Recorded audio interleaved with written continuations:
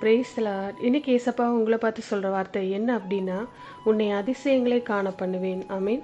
ஆண்டவர் சொல்கிறாரு, என் மகனே என் மகளே, உன்னை அதிசயங்களை காண பண்ணுவேன். அதிசயம் அப்படின்னா தெரியும் தானே? இப்படியெல்லாம் நடக்குமா, ஆச்சரியமாக இருக்குதே அப்படி சொல்லுவோம்ல, அதுதான். இது என்ன பெரிய விஷயம், இது சாதாரணமானது தானே சொன்னால் இது அதிசயமாகாது.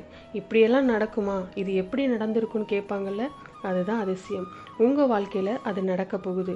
ஏன்னா ஏதோ ஒரு பிரச்சனை, ஏதோ ஒரு போராட்டம், வியாதியாக இருக்கலாம், உபத்திரவமாக இருக்கலாம், மனிதர்களால் வரக்கூடிய பிரச்சனையாக இருக்கலாம், நெருக்கமாக இருக்கலாம், உங்கள் வீட்டுக்குள்ளே, உங்கள் பிஸ்னஸில், இல்லை நீங்கள் படிக்கிற காரியத்தில், ஊழியத்தில் ஏதோ ஒரு காரியம், ஒரு அதிசயம் நடந்தால் தான் உண்டுன்னு சொல்கிற மாதிரி இருக்குதா? ஆண்டவர் சொல்கிறாரு, உங்களுக்கும் உங்கள் பிரச்சனைக்கு நடுவாக நான் வந்து நிற்பேன், பயப்படாதீங்க. உங்களுக்காக அவர் பாதைகளை உண்டாக்குவார், உங்களுக்காக அவர் வழிகளை திறப்பார்.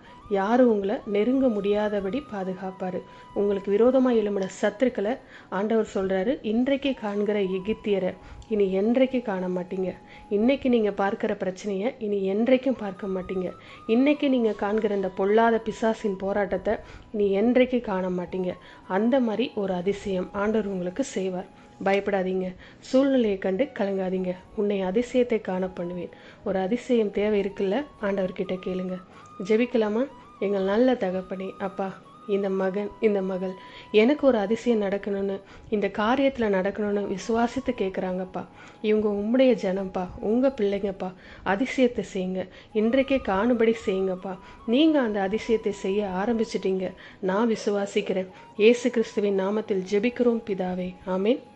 God bless you.